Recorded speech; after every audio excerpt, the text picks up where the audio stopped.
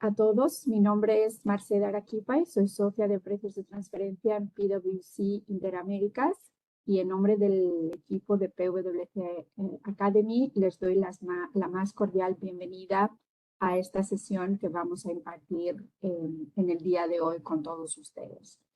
Como venimos haciendo durante ya más de 2 años, todos los meses estamos a través del equipo de PwC Academy, estamos organizando sesiones con temas que son importantes y a la orden del día para toda la región, que comprende Centroamérica, República Dominicana, Panamá.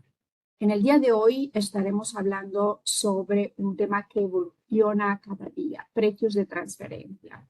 Como ustedes ya pueden saber, precios de transferencia está presente desde hace muchos años y es un tema que ha evolucionado día tras día, mes tras mes, año tras año, adaptándose a las directrices internacionales. Esto lo hemos visto no solo en las obligaciones formales, que ahora son cada vez más estrictas y cada vez más complejas. Hablamos del estudio de precios de transferencia, local file, master file, etcétera, etcétera, sino que también estamos viendo una participación muy activa de las administraciones tributarias, lo cual alimenta este tema y lo hace muy, muy interesante. En el día de hoy nos estarán acompañando y van a estar conversando sobre este tema el equipo gerencial de PwC Interaméricas. Tenemos a Rodrigo Reyes, director de precios de transferencia en la oficina de Dominicana. Hola Rodrigo, buenos días. Tenemos a Julio Pinedo, gerente senior del Departamento de Precios de Transferencia en Dominicana, y también a Carolina González, gerente de la oficina de PwC en Guatemala. Buenos días, chicos, y bienvenidos. Sin más preámbulo y sin quitar más tiempo a los que van a estar conversando en el día de hoy, Rodrigo, te doy las palabras para que podamos empezar con este tema tan interesante. Gracias, Marcela. Muy buenos días a todos y a todas. Un gusto que nos estén acompañando el día de hoy. Y bueno, vamos a arrancar esta sesión de PwC Academy con 3 puntos que consideramos importantes charlar el día de hoy, ¿no? Vamos a empezar con las obligaciones, hablarlo de manera muy general, retomar cuáles son todas las obligaciones que existen en Centroamérica, República Dominicana y Panamá. Vamos a hablar sobre temas de fiscalizaciones, donde está enfocando la autoridad fiscal. Y por último, mi compañera Carolina nos va a estar comentando sobre las mejores prácticas a implementar y las consideraciones futuras a tomar en cuenta.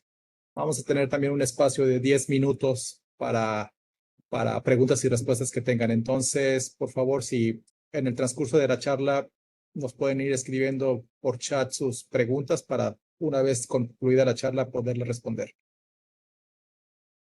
Respecto al primer tema, obligaciones, prácticamente va a ser un resumen muy general, muy rápido sobre los temas de la documentación y en sí cuál es el objetivo de tener la documentación de precios de transferencia, ¿no? Un primer objetivo es prácticamente contar con la obligación. Año con año la autoridad fiscal va incorporando una serie de obligaciones en la materia que hay que tener presentes, que hay que cumplirlas, que hay que evitar sanciones, penalidades que llegan a ser muy onerosas,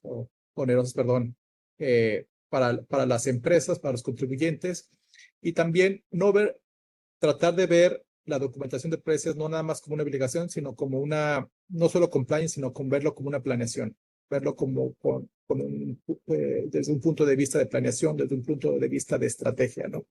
El segundo objetivo prácticamente nos va a permitir tanto a la autoridad fiscal como también a los contribuyentes identificar riesgos, ¿no? Conocer las causas, conocer las razones, entender el background, entender las circunstancias económicas que rodean de la operación para poder identificar y mitigar riesgos.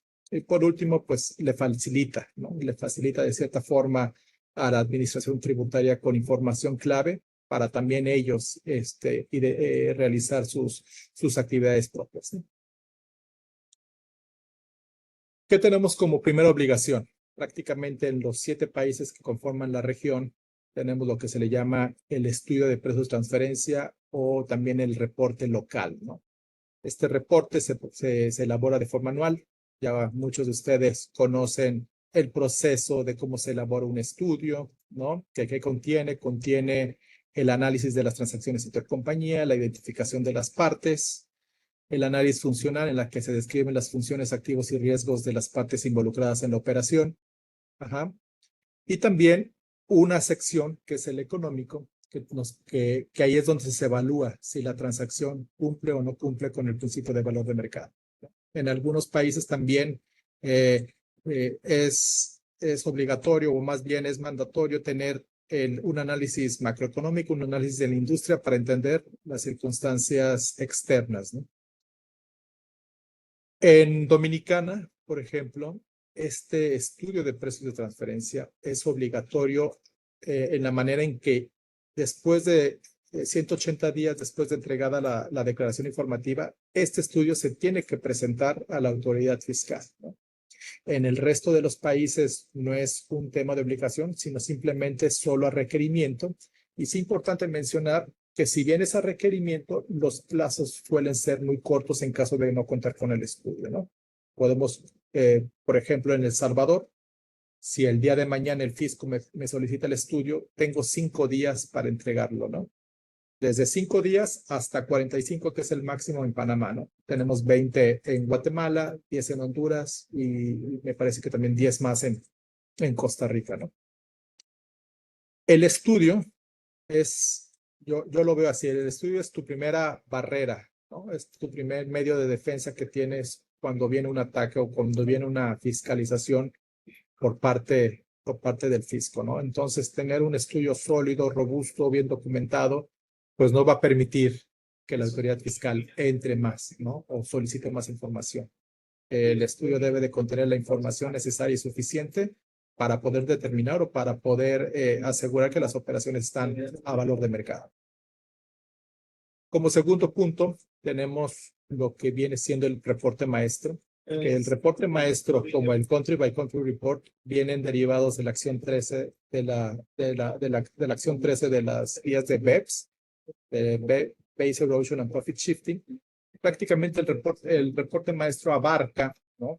Si bien el reporte local, como su nombre lo dice, tiene un enfoque en el país, un enfoque en el contribuyente, en la empresa, en un país determinado, el reporte maestro que es una visión holística de todo el grupo multinacional, una visión de cómo está la estructura corporativa, cómo está conformado el capital, su estructura jurídica de todo el grupo, dónde está localizado geográficamente las empresas del grupo, ¿no?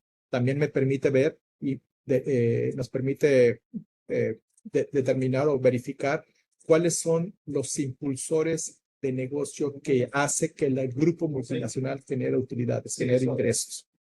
También en este reporte maestro nos permite ver la cadena de suministro, o más bien es uno de los requisitos que solicita el archivo maestro, ver la cadena de suministro, ver también cuáles son los acuerdos significativos en términos de servicios, en términos de intangibles, en qué mercados geográficos tengo presencia. Ajá. Si ha habido alguna reestructuración con el grupo empresarial, cuál es mi política de intangibles que llevo en el grupo, cuál es mi política de actividades financieras o cómo me estoy financiando dentro del grupo. Y finalmente es cuál es la posición fiscal que tengo en el grupo, si tengo algún acuerdo anticipado de transferencia y también como parte de los requisitos es presentar el estado de resultados, el estado financiero consolidado de todo el grupo multinacional. Este reporte maestro, por ejemplo, en Dominicana, de igual forma se presenta en conjunto con el reporte local y ya este es el tercer año que se tiene que estar presentando este reporte maestro. Y cabe mencionar también que si bien el reporte maestro no es obligatorio en ciertos otros países, pero por ejemplo en Guatemala, por ejemplo, cierta información contenida en el estudio de precios de transferencia en el reporte local proviene de ese reporte maestro, ¿no? Es una identificación de toda la estructura, los mercados geográficos, si hay algún acuerdo anticipado, o sea, cierta información necesaria para el estudio de precios de transferencia, lo podemos encontrar dentro del reporte maestro. Como tercer elemento, tenemos la famosa declaración informativa, que al día de hoy está presente en 5 de los 7 países de la región. ¿Quién no aún está presentando esa declaración? empresas en Nicaragua, contribuyentes en Nicaragua y contribuyentes en Costa Rica. Esos todavía aún no tienen una presentación formal de la declaración. En el resto de los países, en El Salvador y Guatemala tenemos esa declaración que venció ahora 31 de marzo. Tenemos en Dominicana esta declaración, igual en Honduras, que vence 30 de abril, y en Panamá 30 de junio, ¿no? Y prácticamente que esta declaración es, oye, mira, dame el resumen de tus transacciones, los montos, qué tipo de operación tuviste, cuál fue el resultado de esa operación, ajá, y cuál fue el rango de mercado. Prácticamente es informativo, esa información le llega al fisco y es un primer elemento que tiene el fisco para determinar si existe algún riesgo de transferencia. Porque prácticamente para tener esa declaración, pues yo necesito haber ya evaluado un análisis. No necesariamente el estudio, porque hay veces que los tiempos no dan. Se trabaja en conjunto el estudio y la declaración, se presenta primero la declaración y una vez que está la declaración, pues ya se continúa regularmente con el estudio de precio de transferencia. Como último elemento tenemos lo que es el reporte país por país, que esa es una obligación nueva e importante mencionar como la noticia fresca, que ahora a mediados de marzo en Honduras ya está esta obligación en vigor. Es a partir del ejercicio fiscal 2015 y prácticamente el reporte país por país igual recoge lo que es información de todo el grupo, información cuantitativa y cualitativa. ¿Cuantitativa en qué aspecto? En aspecto en que va a tomar o va a recabar información de cuáles son los ingresos totales del grupo por jurisdicción. Por ejemplo, podemos tener el caso de una multinacional que reside en Estados Unidos con presencia en los países de la región y en cada país de la región puede haber 3 subsidiarias, ¿no? Entonces tenemos en Honduras, tiene que presentar en ese reporte país por país cuáles son los ingresos totales de esas 3 compañías correlacionadas, los ingresos con terceros, cuáles son cuánto fue el impuesto sobre la renta que pagó, cuál fue su utilidad que tuvo antes del impuesto sobre la renta, cuál fue el total del capital declarado, los resultados no distribuidos, el total de empleados, y así por cada país. Imagínense un grupo multinacional con presencia en más de 100 países, pues va a haber 100 líneas con información por país, ¿no? Y esto esto al final del día se presenta aquí en Dominicana, se va a presentar en Honduras, se presenta en Panamá, y es un elemento, es un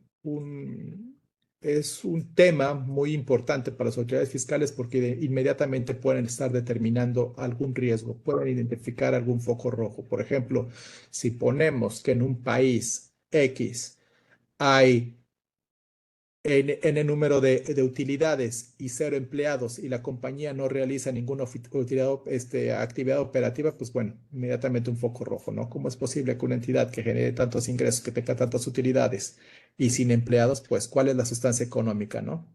Este tipo de notificaciones se estarán compartiendo entre los fiscos a través de una red de tratados y eso a la vez para el contribuyente, para la empresa, puede ser un tema sensible, ¿no? Un tema sensible porque no sabemos, una vez presentada esta información, en manos de quién vaya a estar acabando, ¿no? En manos de terceros que sabemos la autoridad fiscal, pero pudiera haber algunos otros ojos que pudieran estar viendo esta información. Entonces es un tema sensible que la OCDE está monitoreando, está atacando y tiene los controles y está implementando o implementó controles ya para poder garantizar que esa información sea segura, ¿no?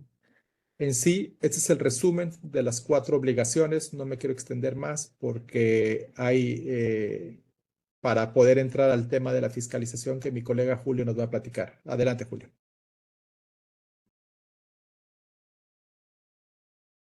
Muchas gracias, Rodrigo.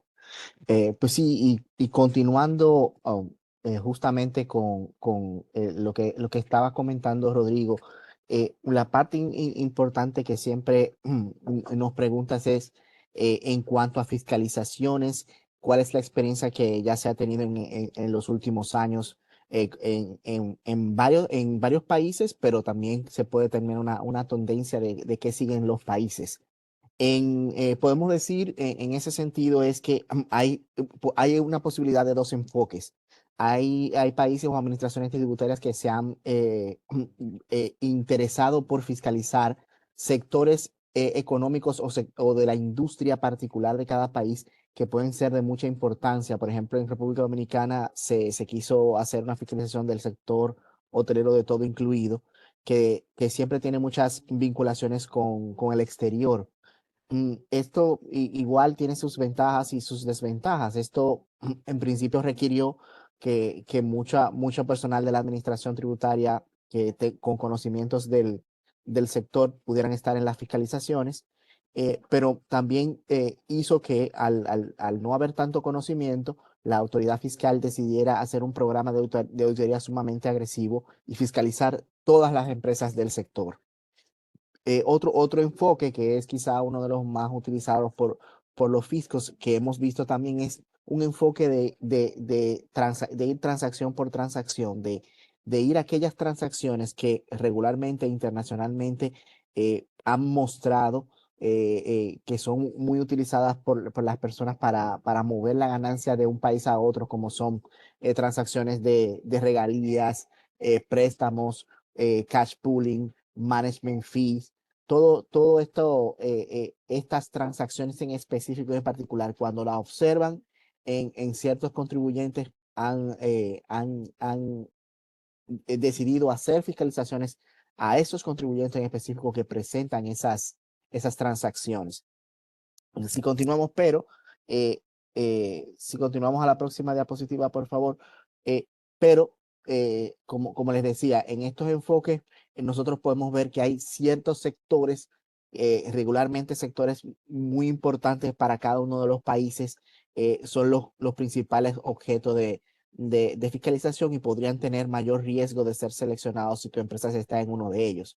El que regularmente se da en todos los países es el sector agrícola, ganadera o silvicultero y pesquero. El agropecuario siempre tiene mucha preeminencia y las autoridades siempre le ponen en foco. También en economías como la dominicana, el sector de servicios, el sector manufacturero y el sector comercial que tiene tanta preponderancia, siempre son muy objetos de fiscalizaciones. También el sector del petróleo, gas, los hidrocarburos, algunos sectores de la construcción y algunos distribuidores del sector farmacéutico también han sido objeto de fiscalización. No son los únicos, pero tienen, pues, quizá podemos decir que pudieran tener un mayor riesgo si tu empresa está en uno de esos sectores de ser objeto de una fiscalización.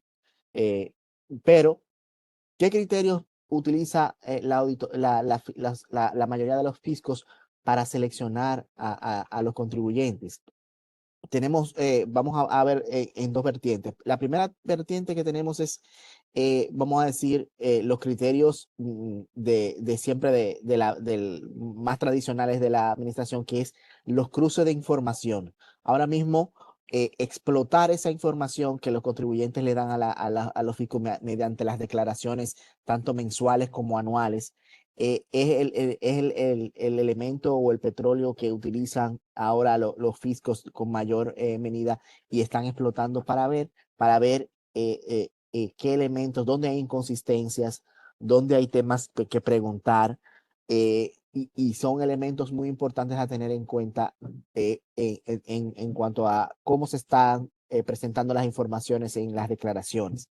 Los otros elementos son la rentabilidad de la compañía. Los fiscos dominicanos, a través de tanto la facturación electrónica como los comprobantes fiscales, han estado monitoreando las rentabilidades de los negocios y tienen estudios de rentabilidades de los negocios por sector, lo cual es un elemento muy importante. Si un contribuyente presenta una rentabilidad que no se corresponde con el sector o presenta pérdidas recurrentes, es un elemento de una vez que dispara las alertas, así como también su tasa efectiva de tributación. Si no se corresponde con el sector y con sus pares, pudiera también esto ser un elemento para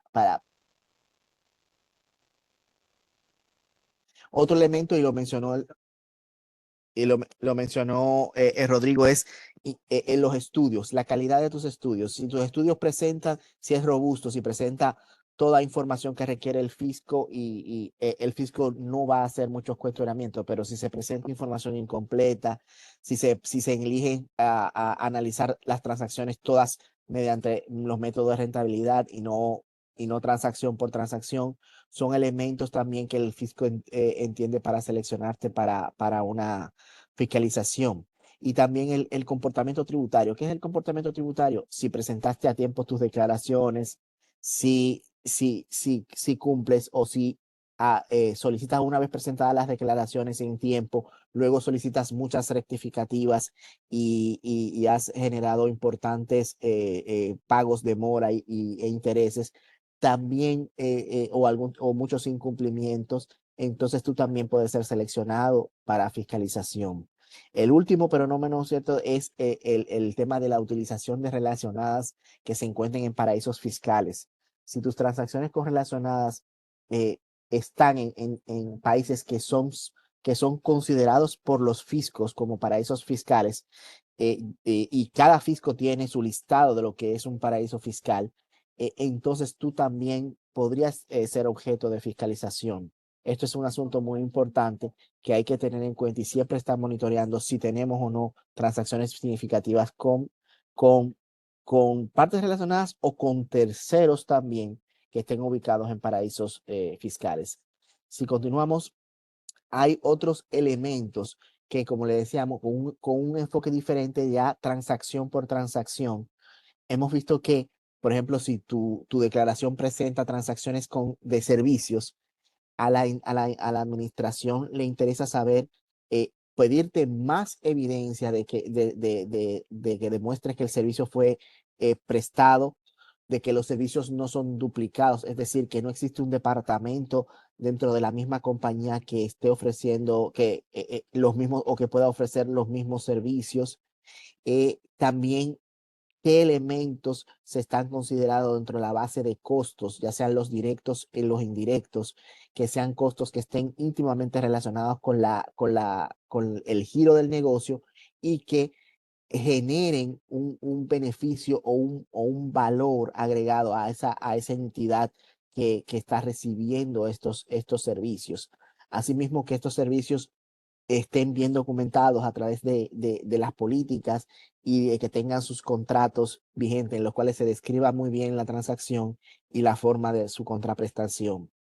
Otro de los posibles temas que se enfocan los fiscos es, una vez analizando tu estudio de precio de transferencia, como comentó Rodrigo, ellos analizan los benchmarks, las comparables, las muestras comparables las comparables que seleccionaste en tus muestras para analizar las transacciones. Y en este sentido, ¿qué critican las autoridades? No les gusta ver transacciones analizadas con benchmark que utilizan compañías que están ubicadas en diferentes regiones que no son el continente americano. Y de aceptarlo, entonces exigirían que los estudios muestren ajustes de comparabilidad, de ajuste de mercado geográfico para considerar estas diferencias. También se resisten a considerar o excluyen aquellos comparables que presenten pérdidas operativas promedio o pérdidas recurrentes por más de 2 o 3 años dentro de la muestra. Y también muy importante que nos ha pasado en muchos fiscos es que cuando se seleccionen unas compañías, como estamos seleccionando compañías que están cotizando en la bolsa de valores, que se pueda tener más información, ya sea en 10Ks o en la misma página de las empresas, que se pueda tener información de varios años, que se pueda compartir con el fisco de forma rápida. Cuando las informaciones no pueden ser compartidas, especialmente las financieras, de forma rápida con el fisco, entonces podríamos tener el fisco optar por excluir estas compañías, y en nuestro análisis debemos preferir esas compañías que sí cuentan con estas transacciones, y como siempre también que estas comparables realmente sus funciones, activos y riesgos sean real y efectivamente comparables con las funciones, activos y riesgos de la actividad que está realizando la entidad. Esto es muy importante y ahí el análisis funcional que se tiene en los estudios de precio de transferencias robustos, como mencionaba Rodrigo, es de vital importancia que se cuente. Otro tema que quizá moviéndonos un poquito atrás, sería la información financiera que se cuente con una segmentación de la información financiera, ya sea por tipo de productos, ya sea por país, por sector o por tipo de negocio, y no se opte por un análisis global. Los análisis globales no son bien vistos por la administración, así como también cuando hay distribuciones de gastos o hay alocaciones de costos, que se documente bien las bases de esta distribución, que las bases sean razonables y que haya una consistencia año con año, que los criterios que se estén utilizando sean razonables y que año con año se puedan mostrar que son los mismos criterios que se aplican y que no existen una variación año con año de estos criterios. Sí, ahora continuamos y como le decíamos, ¿qué cuestionan las autoridades fiscales en las fiscalizaciones? Como le acabamos de decir, las compañías comparables, que realmente sean comparables, que pertenezcan al mismo mercado geográfico, los indicadores de rentabilidad que se utilizan, que sean indicadores de rentabilidad que no sean promediados. Regularmente se escogen la parte analizada sea el del año y para las comparables que sean un promedio de 3 años o de 5 años.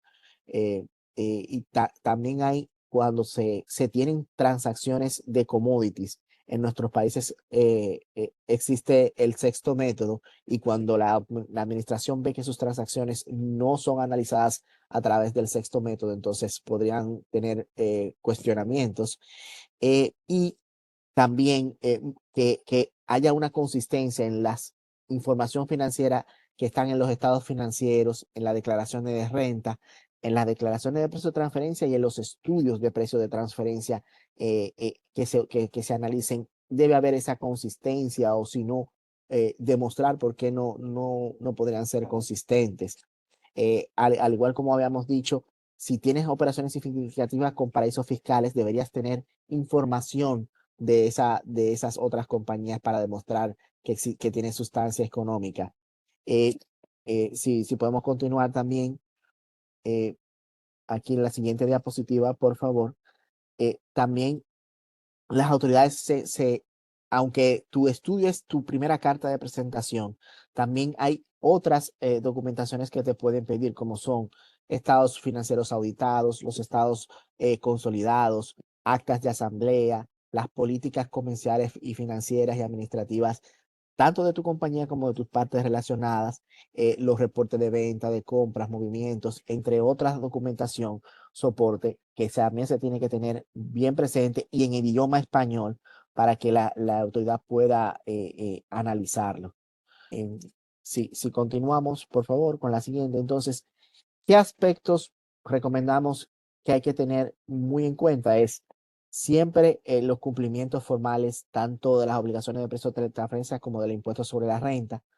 Siempre tener a mano la documentación, soporte, o si la van a guardar fuera del país en medios electrónicos que estén bien disponibles, porque como comentaban, los días que da la autoridad para poder suministrar esta información son muy cortos. Y también, como le decíamos, una documentación principal, como decía Rodrigo, tu estudio de precio de transferencia, tu reporte maestro, tu reporte país por país, pero como le comentaba, la documentación soporte, ya sean facturas, los contratos, ya sean análisis del mercado, entre otros documentos que pudieran demostrar, así como un defense file por aquellas transacciones más riesgosas, eh, que se recomienda siempre tener a mano en caso de fiscalizaciones de la autoridad fiscal. Si continuamos acá, podemos básicamente ya reduciendo o resumiendo los temas que he tratado para estar preparados para una fiscalización es, primero, ¿Cómo defenderte con tu documentación? Que tu documentación hable por ti. Si tu documentación habla por ti y es bien robusta, ya tienes menos riesgo de que te seleccionen para cuestionamiento, pero en el caso de que te seleccionen, el fisco también va a ser más abierto y no va a tener tantos ajustes que presentar. Siempre tener en cuenta los plazos para entregar tanto la información dentro de la fiscalización como fuera de ellos, pero también incluir a tus asesores bien temprano cuando te están haciendo una fiscalización o cuando te notifican una fiscalización es importantísimo. Se pueden lograr muchas cosas como poder obtener prórrogas, poder tener un acercamiento con las personas y se pueden lograr muchas cosas, pero también tener una documentación siempre robusta es tu primera carta de presentación y tener un defense files para otras transacciones que pudieran ser riesgosas y análisis de documentación soporte de tu actividad del sector que demuestre que estás en fiel cumplimiento son siempre las mejores recomendaciones en cuanto a estar preparados para una fiscalización. Y sin más, le dejo con mi compañera Carolina, que les va a hablar de las mejores prácticas también en estos casos. Julio, Adelante, muchas Carolina. gracias. Muy buenos días a todos y muchas gracias por el espacio de compartir con ustedes hoy. Como ya lo mencionaron mis colegas Julio, Rodrigo, el tema de precios de transferencia, vemos que cada vez más es una preocupación central para las empresas multinacionales y pues hay mucho de qué hablar de cara a lo que hemos observado en las fiscalizaciones, en las auditorías por parte de la Administración Tributaria en la región, principalmente en torno a qué podemos hacer para mitigar el riesgo y asegurar el cumplimiento normativo. Partiendo desde la concepción de una operación hasta revisiones por parte de la Administración Tributaria y como lo hemos mencionado en otras charlas, en todo proceso es importante tener presente la base fundamental sobre la cual recae nuestra práctica. Y no es más que los tres pilares BEPS del plan de fiscalización, que es sustancia en las operaciones, transparencia y forma, todo el tema de documentación que Julio muy acertadamente mencionaba. Y sobre esta base, pues me gustaría compartirles algunas recomendaciones desde el punto de partida de identificar una operación nueva o potenciales transacciones con partes relacionadas. En este punto, pues es importante comprender y evaluar toda la cadena del análisis funcional que ya Rodrigo mencionaba, estos elementos importantes de cada entidad involucrada y también sobre cada transacción. Un análisis funcional bastante robusto por cada una de las transacciones dadas. Esto es esencial para determinar la asignación adecuada de los beneficios y garantizar que los precios acordados pues sean consistentes con los precios de mercado. Y adicional a las normativas locales, pues ya conocemos que las directrices de la OECD nos proporcionan algunas pautas claras sobre la metodología que podemos aplicar para los análisis de precios de transferencia. Y esto es parte de asegurarnos, como mencionaba, que las operaciones tengan una sustancia económica real. ¿Qué significa esto? Pues tener el respaldo adecuado por medio de actividades comerciales, funciones económicas reales que generen un valor a nivel del grupo y también a las entidades involucradas. Ya observamos y también ya lo mencionamos que las autoridades fiscales están cada vez más atentas a identificar y abordar estas estructuras de planificación fiscal que carecen de sustancia, principalmente con algunos países en donde se conocen que se cuenta con una baja o nula tributación y por tanto pues es fundamental, como mencionaba, diseñar estas operaciones intercompany que reflejan una realidad comercial, evitar cualquier manipulación artificial de los flujos de efectivo o cualquier esquema que pueda interpretarse como un traslado de beneficios. Un punto importante que Julio mencionaba es la documentación de soporte. ¿Qué tipo de documentación podemos tener aquí? Desde contratos, políticas intercompany y acá es importante, también lo mencionábamos en otras charlas, en revisitar estas políticas en caso ya se tengan. ¿En qué momento podemos revisarlas nuevamente y adaptarlas según las necesidades? Realmente no hay un parámetro legal por normativa, pero nuestra recomendación siempre es revisarlas en un periodo de 2, 3 años y principalmente cuando se tenga algún factor económico como fue la pandemia que vino a afectar los diferentes mercados. El tema de analizar la segmentación de información financiera, esto también es parte de demostrar que las operaciones tienen una sustancia real. ¿Qué pasa? Julio lo mencionaba también de que las autoridades fiscales no son parte o no favorecen los análisis globales. En la práctica, el mejor punto de vista técnico siempre es analizar una transacción por individual.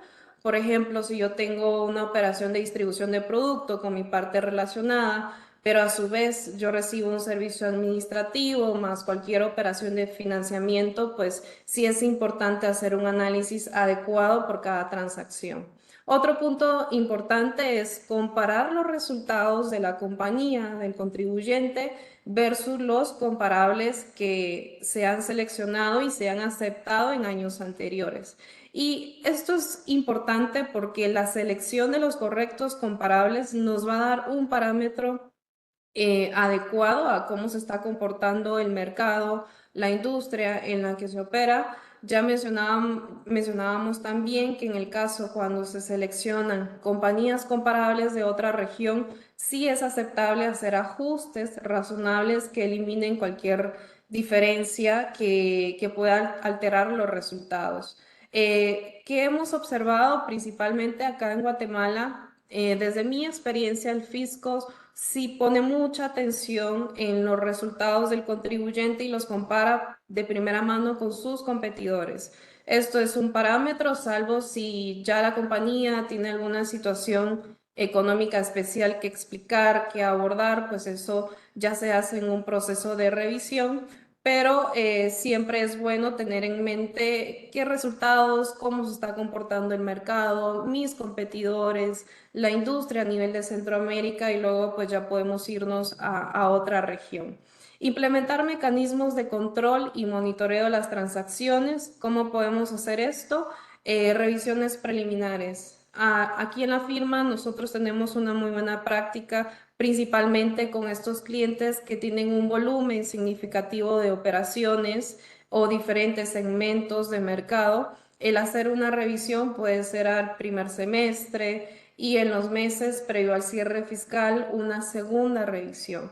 Esto nos permite anticiparnos a cualquier potencial riesgo de que las operaciones se encuentren fuera de mercado, por ejemplo, hacer las enmiendas que sean necesarias y las correcciones, porque una vez ya presentada la declaración jurada anual, es muy complicado el evaluar otros escenarios de ajuste o escenarios de análisis, que sí bien es cierto que sí podemos cambiar de metodología de un año con otro, pero cada cambio pues tiene que tener una explicación con los fundamentos necesarios. Al menos acá en Guatemala y en la mayoría de países, mejor dicho, pues sí revelamos cuál es el método con el que se analizan las transacciones. Y como ya decía Rodrigo a un inicio, todo parte desde la declaración informativa y el estudio de precios de transferencia, que es el primer paso a todo el proceso de revisión por parte de las administraciones tributarias. Y si continuamos, por favor, a la siguiente filmina. Otras prácticas de mejora puede ser, como mencionábamos, las estrategias, el tema de guardar un tracking de todos los reportes, los acontecimientos que la compañía ha sufrido o ha incurrido, principalmente en el tema de reestructuraciones empresariales. Acá es un tema importante y bastante amplio para abordar realmente. Pero, por ejemplo, cuando un grupo empresarial sufre algún proceso de reestructuración, ya sea por eficiencia a nivel de costos, presencia en algún nuevo mercado, establecer mecanismos de control, monitoreo, calidad, por ejemplo, es importante hacer un análisis funcional, económico, mapeando todos los resultados pre-reestructuración y post-reestructuración. Otro tema importante es el entendimiento correcto de los comparables elegidos.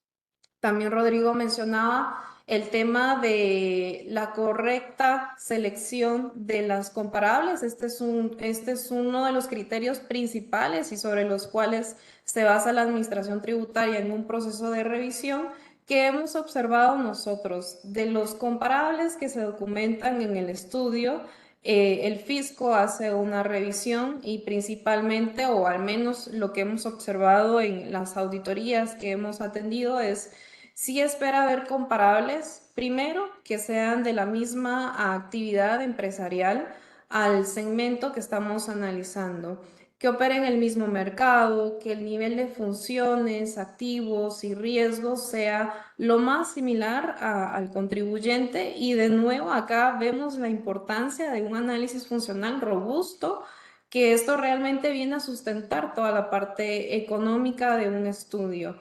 El tema de información disponible en Guatemala, uno de los primeros puntos que nos solicitan son los reportes anuales, el cruzar la información con lo que reportan nuestras bases de datos y nos han llegado a solicitar hasta integraciones o alguna segmentación de comparables, sobre todo cuando estos comparables tienen varios segmentos de negocio al que estamos analizando. Entonces, este punto sí es muy importante porque puede ser que el fisco haga algún escenario en donde quite, por ejemplo, de alguna muestra que tengo 10 comparables, me bote 2 o 3 comparables, el cómo se mueve el rango. Entonces sí es muy importante que de nuestro punto de vista como asesores tengamos la documentación necesaria para defender estos comparables. Y otro punto importante, darle seguimiento a las políticas de intercompany, principalmente en las transacciones con servicio. ¿Qué pasa? Hemos observado que algunos estudios o algunos análisis se revela, por ejemplo, si tenemos alguna política, un markup establecido de un 5% sobre una base de costos y gastos, pero más que documentar este markup, sí es importante evidenciarlo con un cálculo efectivo, a manera de comprobar que realmente pues está cumpliendo esta política y luego la serie de pasos que mencionaba, si esta política hace cuántos años se estableció, hace cuántos años se revisó, si realmente está acorde a las condiciones de mercado hoy en día o vale la pena pues revisarla y actualizarla.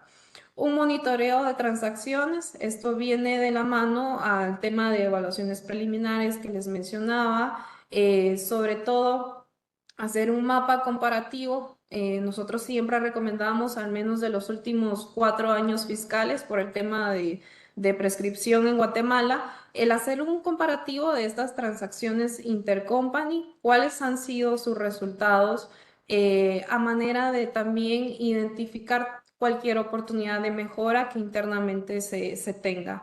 Y por último, el Defense File, realmente con el Defense File, este es un archivo cuyo objetivo es mitigar y evitar el riesgo de un potencial ajuste. Este documento debe de servir como una fuente de información para que proporcione realmente mecanismos de defensa a los argumentos contrarios que puedan manifestar las administraciones tributarias, que contiene un defense file desde facturas, contratos, políticas de precios de transferencia, los servicios, los registros contables, certificaciones, cualquier tipo de documento, análisis de mercado, por ejemplo, que me ayude y que me permita demostrar que las transacciones tienen sustancia, que realmente son transacciones transparentes y que a nivel de forma, documentación, pues están respaldadas.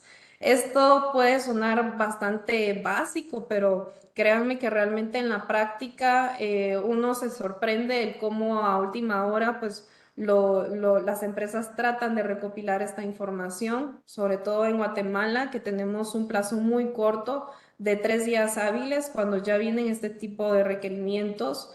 Independiente a presentar el estudio, aquí tenemos 20 días hábiles, pero cuando ya se entra a una auditoría puntual de precios de transferencia o alguna auditoría integral, que hemos observado que últimamente las revisiones de precios, la administración tributaria lo enfoca de manera integral. Y estos 3 días es todo un reto tanto para el contribuyente como para nosotros, el recabar la información. Y realmente el mensaje que queremos darles, la idea que queremos transmitirles es estar preparados. Y con esto pues cierro la charla del día de hoy. Tener la casa ordenada, ya que una vez comienza una auditoría, los contribuyentes se ven presionados a responder rápidamente y cualquier tema de dilatación de información o demoras, pues puede despertar sospechas o mandar un mensaje de resistencia a las administraciones tributarias. La documentación adecuada de precios de transferencia es esencial para el cumplimiento fiscal y yo siempre he dicho que más que un cumplimiento, pues tenemos que verle todos los beneficios que se pueden obtener en el proceso de documentación de precios de transferencia, desde evaluar el análisis de cadenas de valor de las comparables, potencialmente identificar si podemos entrar a un nuevo mercado y pues es un tema de compliance, sí, pero puede ser un tema de control interno. Y también que nos ayude a mitigar riesgos. Realmente al continuar y seguir con estas mejores prácticas, las recomendaciones que tanto Julio, Rodrigo mencionaba, pues los contribuyentes pueden reducir significativamente los riesgos asociados de precios de transferencia y pues mantener un cumplimiento idóneo ante las fiscalizaciones y también todo el tema de documentación anual, que cada vez más observamos en la región que hay requisitos nuevos. Vemos el tema del country by country report que inicia en Honduras. En Guatemala, pues ya se espera un cambio legislativo en donde entre en vigencia el tema de precios de transferencia local. Entonces, realmente hay muchos elementos, muchos factores en los cuales podemos trabajar para estar preparados. Y pues me gustaría pasar al espacio de preguntas. Vamos a estar revisando. Me parece que sí tenemos varias preguntas. Sí, así es. Claro, bueno, vamos a dar a este espacio a las preguntas y respuestas. Y tengo 3 que me enviaron, las voy a contestar de una vez esas 3. Me dicen, el archivo maestro en Honduras es obligación entregar a la autoridad tributaria. Esa es una pregunta. Y la segunda me dicen, debo de entender que para Honduras deben de tener los archivos el master file más reporte país por país. Perfecto, ok. El archivo maestro en Honduras es solamente requerimiento del fisco. Ajá. Si el día de mañana el fisco viene y te solicita el reporte maestro, lo tienes que tener listo para entregarlo, mas no es obligatorio entregarlo como en Dominicana. Importante comentar que luego estos reportes maestros los hace Casa Matriz. Como no es una obligación de entregarlo formalmente en el país, en nuestro país, en Honduras en ese caso, por lo regular se tiene el reporte maestro en inglés. Entonces es imperativo, es importante en todos los países de la región, se necesita entregar información en español. Ajá. Y contestando al tema del reporte país por país, que si debo entender que, ok, el reporte país por país arranca a partir del 1 de enero del 2025 y solamente es para las entidades matrices últimas de grupos multinacionales residentes fiscales en Honduras, ¿ok? Si yo tengo un grupo hondureño, ajá, soy la entidad matriz última en Honduras y tengo, eso es bien importante, 750 millones de euros en ingresos consolidados de todo el grupo empresarial, entonces sí estoy obligado yo como entidad matriz última a presentar el reporte país por país del ejercicio fiscal 2025 antes del 31 de diciembre del 2026, ¿ok? En caso de que sea una subsidiaria y otra empresa o la entidad encargada de presentar ese reporte país por país está ubicada en otra jurisdicción, yo como subsidiaria hondureña tengo que notificar al fisco vía digital, vía electrónica, antes del 31 de diciembre del 2025, quién va a estar presentando ese reporte país por país. Ajá. El fisco no me puede venir a pedir a mi empresa hondureña el reporte país por país en caso de que otra empresa lo esté presentando. Entonces, por lo tanto, no lo debo de tener, más sí el reporte maestro. Hay otra pregunta de Costa Rica. ¿Podría aclarar si la declaración informativa es requisito para Costa Rica? No, está en la ley, pero todavía no es requisito presentar la declaración informativa. En Costa Rica y Nicaragua son los únicos dos países hasta ahora de la región que no presentan declaraciones informativas. Tenemos otra pregunta y esta se la voy a dirigir a Julio. Las dos preguntas en una sola.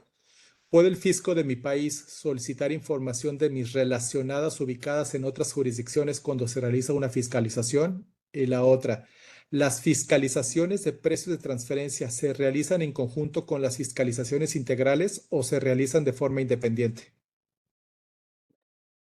Sí, gracias, Rodrigo. Sí, en cuanto a si la administración me puede pedir información de mis relacionadas, en principio sí, la parte analizada con que se analizan las transacciones en mi estudio es la parte que está en otra jurisdicción, pues evidentemente la administración te va a pedir y debes tener esta información a la mano. Ahora bien, cada día que avanzamos y tenemos experiencia con los fiscos de que se están pidiendo información de aquellas relacionadas que se encuentran en paraísos fiscales o de terceros independientes que se encuentran en paraísos fiscales con los cuales se tienen transacciones muy significativas.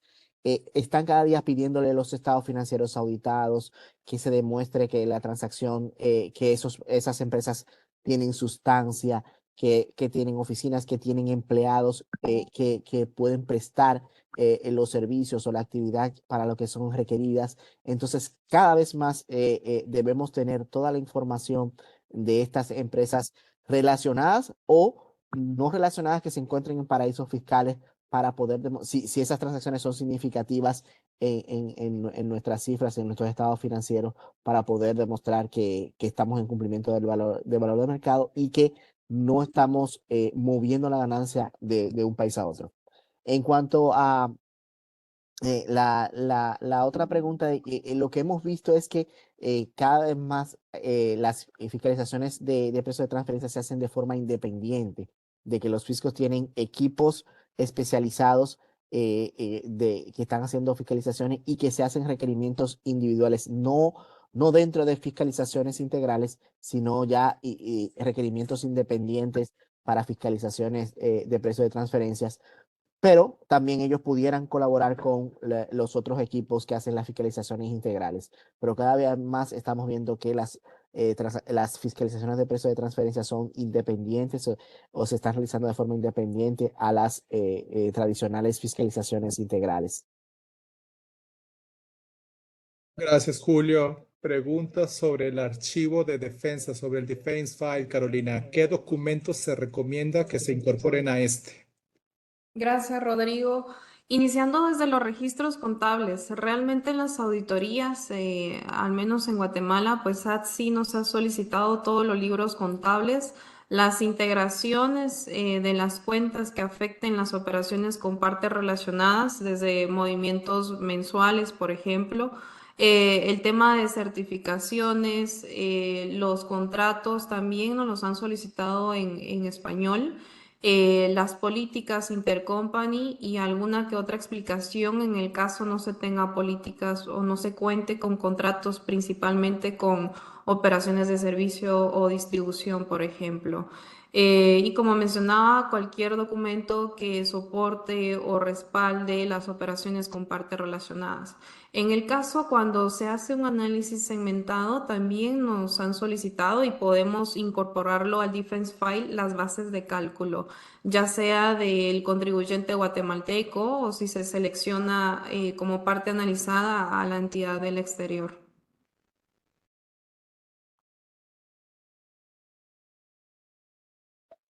Rodrigo, me parece que estás en mute. Discúlpenme, siempre me pasa esto. Vamos a pasar a tres últimas preguntas. Brevemente, ¿hasta cuántos años de antigüedad de las comparables están aceptando las autoridades? Mira, la práctica común es 3 años que estemos utilizando de rezago, es decir, estamos haciendo el estudio del 2023, Por lo regular, cuando hacemos el estudio no hay información de las comparables de 2023, entonces se hace 22, 21 y 20. Esa es una práctica común que se hace que se hace en la materia de precio de transferencia, pero hemos visto casos que se pueden usar hasta 5 años, 7, 10. Todo depende también del ciclo de la industria en la cual tú operes. Por ejemplo, si eres un automotriz, el ciclo de la industria puede ser de 5 a 6 años, entonces la recomendación puede hacer que se utilicen comparables de esos años, ¿no? Entonces, realmente lo común es 3 años hacia atrás, pero vía un análisis de la industria o vía más documentación que soporte el uso de más años hacia atrás, es también válido y hay que soportarlo, ¿no? Pero puede ser 3, inclusive hemos visto de 1 cuando es una situación particular de alguna situación extraordinaria como lo vivimos en la pandemia, ¿no? Que realmente pues, para comparar el 2021 y 2022, pues hay que situarse en el ejercicio en donde pasó esta crisis, ¿no? Entonces todo depende, pero hay que documentarlo. La práctica es 3 hacia atrás, se puede hacer 5, 7, etcétera, ¿no? Tenemos 2 preguntas más. Esta, Carolina, y posteriormente pasamos a una de la Mount B del Pilar 2. En Guatemala, Carolina, el estudio de precio de transferencia no se traga a la Administración Tributaria el 31 de marzo. Esto se hace cuando es requerido con notificación por escrito y se tienen 20 días hábiles para ello. Sin embargo, en la agencia virtual ya aparece una opción para presentarlo. Entendería que esta opción es para cargarlo de forma electrónica cuando sea notificado por el SAT. ¿Es correcto esto? Sí, es correcto. Eso también causó mucha duda ahorita con la presentación de declaración, pero sí, entendemos que ese espacio es para subir el estudio en cuanto se presente la notificación. Cuando se presentan potencialmente a partir del mes de mayo es cuando la Administración Tributaria inicia a hacer los requerimientos. Gracias, Carolina. Y tenemos una última pregunta en aras del tiempo. Dice, ¿cuál creen que será la perspectiva en los países de Centroamérica con relación a la Mount B de Pilar 1? Sí, gracias, Rodrigo. Ahí te quiero comentarles primero qué es el Amount B. El Amount B es parte de lo que es la iniciativa de la digitalización de la economía y trata en específico de determinar, poder determinar una estandarización para aquellas actividades de distribuidores muy básicos, de bajo riesgo o que realicen actividades de marketing que regularmente han tenido muchos litigios con la administración tributaria y cuestionamientos para definir sus transacciones. Y lo que se quiere con el Amount B es poder delimitar los modelos de negocio de estas distribuciones y estos servicios de mercadeo para establecer la remuneración que debería tener cada uno de una forma estandarizada. Esto es un reto porque realmente cada país o cada modelo de negocio es diferente. Es un reto y las administraciones tributarias le están dando mucho seguimiento a esto, pero siempre han dicho, ellos van a esperar que administraciones más grandes como México, Argentina, Colombia, apliquen estos métodos y si estos métodos realmente resultan en una alivio, una simplificación de lo que es el análisis que se puede hacer para ellos y esto reduce o va a reducir los litigios en precio de transferencia en estas administraciones. De hecho, las administraciones de Centroamérica y de República Dominicana han dicho que sí lo aplicarían, pero que ellos están dando, monitoreando y observando cuál va a ser el resultado de implementación de estos en otras administraciones latinoamericanas más grandes. De tener el resultado que se espera, de hecho, lo vamos a tener en Centroamérica y en República Dominicana. Si esto contribuye a simplificar el análisis y contribuye a disminuir los litigios, pero muchas personas han dicho, si esto aleja el análisis de precio de transferencia o realmente tratan de encasillar a los modelos de negocio en una camis fuerza, entonces quizá los resultados no sean los esperados y las administraciones de Centroamérica y República Dominicana no estarían dispuestos a aplicarlos. Pero sí hay que mantenerse atentos porque las administraciones están participando en estas reuniones y están viendo y están monitoreando estos resultados en otras administraciones para aplicarlos en las nuestras. Muchas gracias, Julio. Muchas gracias, Carolina, por su presentación. Estoy recibiendo vía chat otras preguntas. Les pido de favor si me pueden mandar sus correos para respondérselas adecuadamente. Se nos agotó el tiempo, lamentablemente. Y bueno, nosotros tomamos en cuenta sus comentarios y les respondemos vía electrónica sus inquietudes. A nombre de Marcela Araquipay, mi socio de transferencia, Carolina González, Julio Pinedo, les damos muchísimas las gracias por su atención y nos vemos para el próximo PwC Academy. Muchísimas gracias a todos.